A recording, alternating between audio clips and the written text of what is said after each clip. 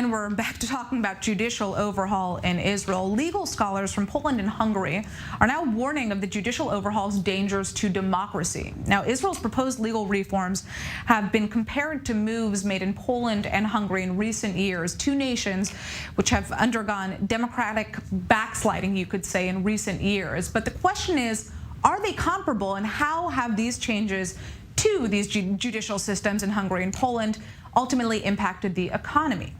Well, joining us now to break this down is Professor Zoltan Pogatsa, a lecturer at the Faculty of Economics in the University of Western Hungary, and Professor Ido Baum, director at the Brandey's Institute at the College of Management. Okay, so first of all, break down the changes made in both Poland and Hungary for those of our viewers who don't really have a clear background, and try to make this easy to understand. I'll make it very simple to understand, because essentially these are very similar reforms. Technically, they may be different because in Hungary, the constitution has been changed overall.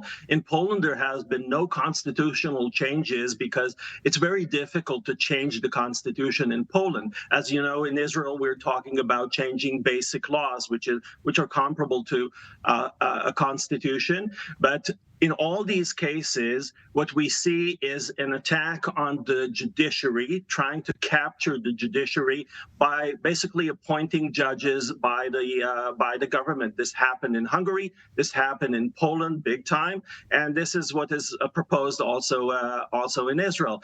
Also, what you see is curtailing the ability of the courts to review decisions either of the parliament or of the executive branch. So having the executive branch gain more power compared to other branches of government. This is essentially what's happening. There are other similarities that you could talk about. For example, trying to take control of the media in Hungary and in Poland, taking control or some control over the public service so that it can become more compliant and you could see less gatekeepers. But this is essentially the same thing. I think there's a broad agreement among lawyers and political scientists that if you look at Poland and Hungary and Israel, the same reforms are going in the same direction. And that's why these are countries that we can learn from if we look at the long term, because we have 12 years of experience of Viktor Orban since he won the elections in 2010 in Hungary, and more than 7 years since Law and Justice won the election and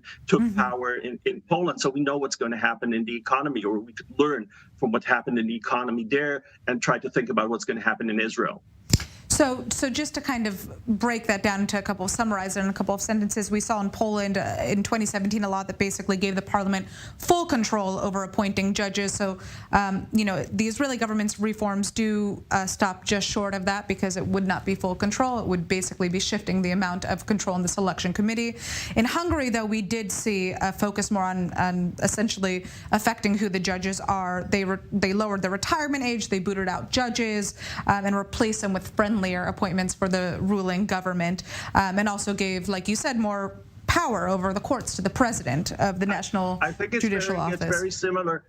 We brought to Israel, actually, we're supposed to have a conference today of Polish economists and lawyers and Hungarian. They're all here in Israel, and actually they're stuck here until the airports are open. So literally the Polish and Hungarians are with us at the moment. Wow.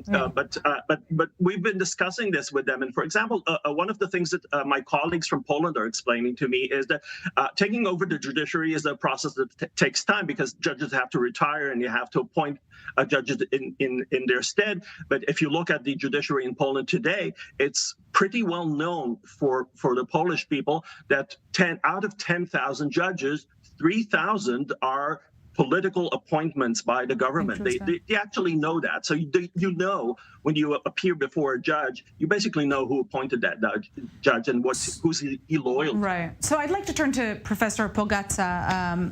In Hungary, how have the legal reforms impacted both Hungary and also Poland? Well, I've heard often that there is such a thing as a Hungarian economic miracle, and that Viktor Orban has brought a certain model which has basically made Hungary a success story. I don't actually see that from data. Hungary in 2010, when Viktor Orban came to power, was about 70% of the European Union's average. Today, it's also a little bit higher, 72%, but there's no major change in terms of the relative position of the country, especially given that the Mediterranean countries have basically slipped down, so the average has slipped down as well. Effectively, we are the seventh poorest member state from the low end of the range. Hungary is still an economy which functions on low wages, trying to attract foreign direct investment, no high value-added sectors in the economy. The changes to the labor code have affected Hungarian workers negatively. It's very liberalized, it's very pro-capital. Trade union rights have been curtailed.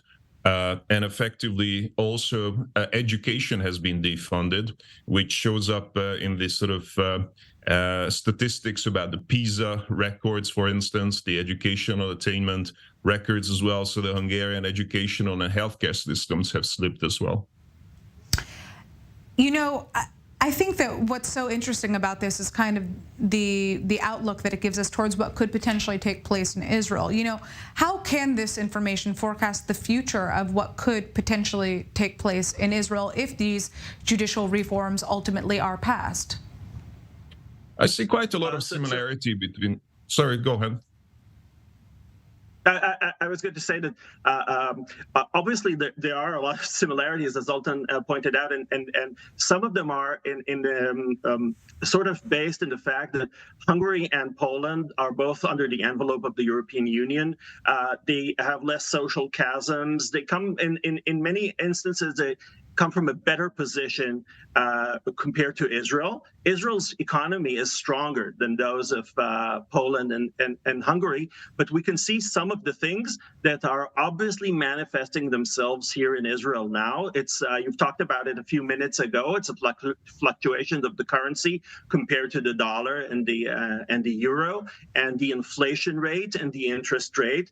These are issues that will influence the lower echelons of Israeli society, actually voters of the current government. And one interesting point that I should mention, and that Zoltan mentioned as well, is the issue of education. We've found that both in Hungary and in Poland, and we weren't aware of that before, education has been left out. The salaries of teachers, both in Hungary and in Poland, have dropped significantly, to the extent that Polish have been told me that some of the teachers prefer to leave their jobs as teachers and go to work as supermarket cashiers because they actually make more money in that job than in teaching, and that has a long-term effect. So you know, I wouldn't say that the economy would collapse tomorrow, but the long-term effects of what we're seeing now are going to be very dire, particularly to people who are not well off. Professor Pogatsa, I'm interested to hear your response also, and you know, the questions about a brain drain. Were any brain drains witnessed in Hungary and Poland following these changes to the judicial system? Yeah, I was shaking my head because actually, yes, in Hungary, the same thing happened. Teachers left their jobs in droves. Basically, you can earn about twice as much nowadays as a supermarket cashier as you can as a teacher. We have a severe lack of teachers. We have a severe lack of doctors. A lot of these people have moved to take jobs in Austria, Germany, in the west of Europe. So there has definitely been a brain drain out of Hungary because of both the political situation, but also the economic situation. Well, you know, I'm interested for kind of a wrap up in terms of, obviously, this conference that was supposed to be held today in Israel and is not taking place as a result of the massive strikes that we're seeing across the country. You know, what was kind of the hope during that discussion? What were kind of the most standout points and highlights that those scholars taking part wanted to make sure that the Israeli public is aware of? I think what we had in mind is actually getting a more accurate information, because there are a lot of accusations going on that economists are voicing their long-term projections on their political beliefs and so on. And what is actually what Brandeis Institute is doing is looking at the research, at the data, and trying to form more concrete data so that we can evaluate processes.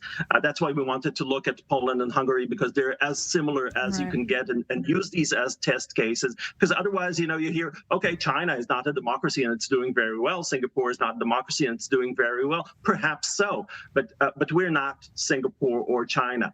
So looking at these two countries allows us to make some projections about the future. Of course, the process in Israel is significantly more accelerated than the one that you see in Hungary and Poland. In Hungary, it took more than a year to pass all these reforms, and in Israel, we're talking about months. So perhaps what we're seeing there is going to be seen more accelerated in the Israeli economy, because obviously, if we lose control, then the economy is going to spin out of control as well. Well, I'd like to thank you both so much for joining us. Unfortunately, we have run out of time on Business Beat.